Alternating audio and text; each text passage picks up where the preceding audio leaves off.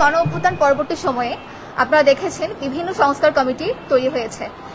এর পাশাপাশি নারী সংস্কার কমিশন নামে একটি কমিটি গঠিত হয়েছে, যেখানে 10 জন মেম্বার ছিলেন এবং তার মূল নেতৃত্বে ছিলেন জনাব শিরিন পারভিন হক। ওনাদের দাবি ছিল ওনার নারী উন্নয়নের জন্য কাজ করবেন এবং নারীর প্রতি বৈষম্য হটানোর জন্য কাজ করবেন। তবে আমাদের কথা, ওনারা কি আসলেই সকল নারীকে রিপ্রেজেন্ট করছেন? ম্যাস পিপলের ডিমান্ডকে কি ওনারা অ্যাড্রেস করছেন? আমরা আজকের আলোচনায় দেখিয়ে দিব ওনারা ওনাদের কথিত ওনাদের যে দাবি অ্যাকচুয়ালি সেটা বেগ। ওনারা ম্যাস পিপলকে রিপ্রেজেন্ট করছেন না, বা ম্যাস পিপলের যে ডিমান্ড সেটাকে ফুলফিল করছেন না। শুরু করবো 24-এর গণ অভ্যুত্থান নিয়ে। যে আপনারা 313 পেজের প্রতিবেদনটিতে দেখবেন 1971 সালের বীরঙ্গনাদের সম্মাননার কথা বারবার এসেছে এবং আমরা এই সাধুবাদ জানাই। তবে 24 নিয়ে কোনো সিঙ্গেল কথা আমরা দেখতে পাই না। তাহলে কি 24-এর নারীরা নারী নয়? 24-এ যে নারী শহীদ হয়েছিলেন বা শহীদ যে ভাইরা ছিলেন, তাদের স্ত্রী, তাদের মা, যে শহীদ জননীরা আছে, তাদের পুনর্বাসন নিয়ে, তাদের ট্রমা হিলিং নিয়ে প্রস্তাবনা কোথায়? আমি পার্সোনালি এমন নারীকে চিনি যিনি একজন হোম মেকার ছিলেন। জুলাইয়ে তিনি রাজপথে ছিলেন, তার ছোট্ট বাচ্চাকে নিয়ে তিনি প্রতিদিন রাজপথে ছিলেন, কিন্তু এখন ওনাকে রেগুলার বেসিসে সাইকিয়াট্রিস্ট হেল্প নিতে হচ্ছেন। ওনার বাবা, ওনার হাজবেন্ড সলভেন্ট বলে ওনার পক্ষে এটা পসিবল হচ্ছে। তবে আমাদের শ্রমিক ভাইদের ওয়াইফের কি অবস্থা? আমাদের শ্রমিক ভাইদের মায়েদের কি অবস্থা? একমাত্র উপার্জনক্ষম ছেলেকে হারিয়ে সেই মায়ের এখন কি অবস্থা? নারী অধিকার কমিশনকে একবারও জানতে চেয়েছেন? বা তাদের প্রস্তাবনায় কি আমরা এই প্রতিফলন দেখেছি? দেখতে পাইনি।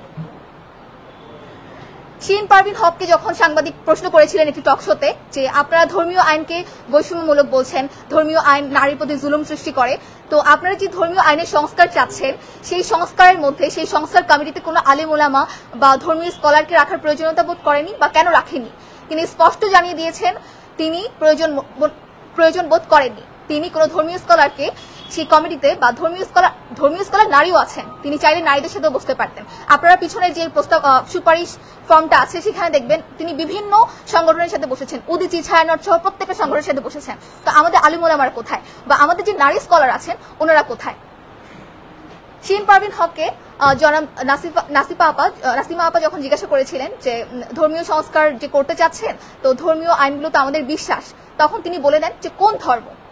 আমি তাকে প্রশ্ন করতে চাই, আপনি যে ধর্ম সেই ধর্ম, আপনি কি আপনার ধর্ম ভুলে গিয়েছেন? আপনি কেন প্রশ্ন করছেন যে কোন ধর্ম?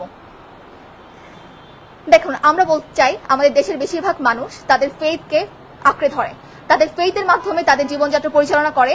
আমাদের ফেইথই আমাদের ট্র্যাডিশন, আমাদের ফেইথই আমাদের কালচার।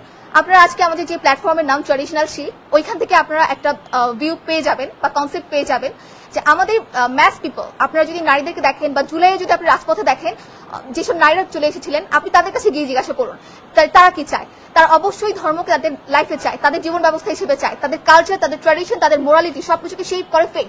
সেই ফেথকে আপনি বাদ দিয়ে, এতগুলো মানুষের দাবিকে বাদ দিয়ে আপনি কখনোই বলতে পারেন না যে আপনি ম্যাস পিপলকে রিপ্রেজেন্ট করছেন, আপনি নারী উন্নয়ন করছেন, নারীর প্রতি বৈষম্য হটাচ্ছেন। আমি এখানে দুটো পয়েন্ট নিয়ে কথা বলবো, আমার ফিলোমেট্রা বাকি পয়েন্টস নিয়ে কথা বলবে।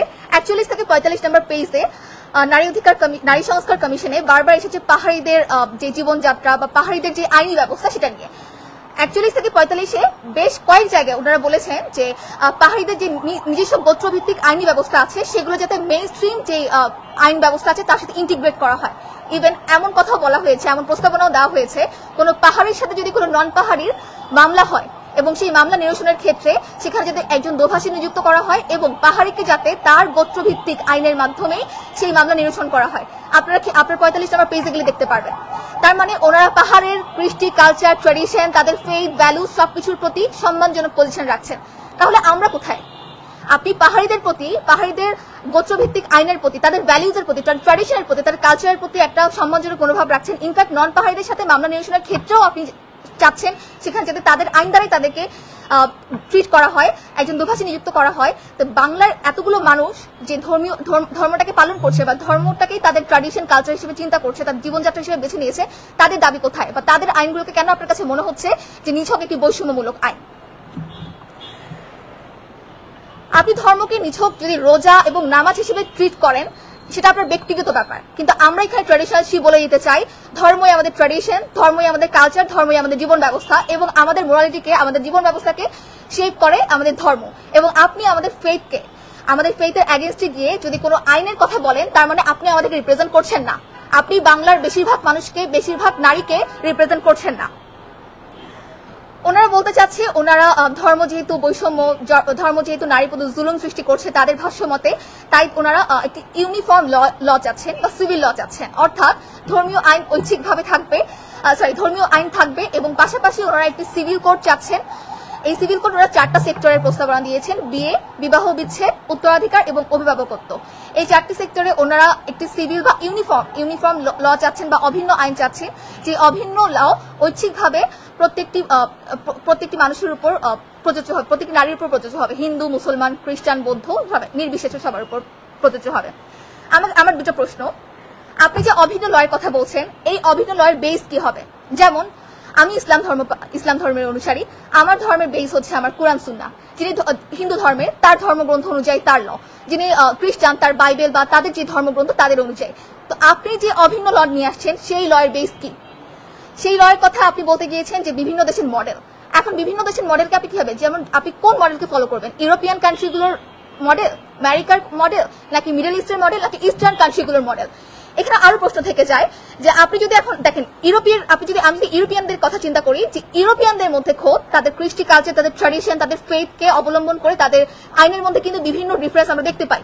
তারা কিন্তু এক আইন দিয়ে পুরো ইউরোপ কিন্তু চলছে না। আপনি যদি এখন বলেন যে আপনি আফ্রিকার একটা ল বাংলাদেশে ইমপ্লিমেন্ট করে দিবেন, আফ্রিকার ট্র্যাডিশনের সাথে, আফ্রিকার মানুষের জীবন ব্যবস্থার সাথে, আফ্রিকার অর্থনৈতিক অবস্থার সাথে, মানুষের চিন্তা চেতনার সাথে, ভৌগোলিক অবস্থানের সাথে বাংলাদেশ কি মিলে? তাহলে আপনি এই যে মডেল উপস্থাপন করতে চাচ্ছেন বা আপনি যে একটা অভিন্ন ল বানাতে চাচ্ছেন, এর বেস সম্পর্কে আপনার কোনো রিসার্চ কেন নেই? আপনি কেন জানাতে চাচ্ছেন না যে এই মডেলের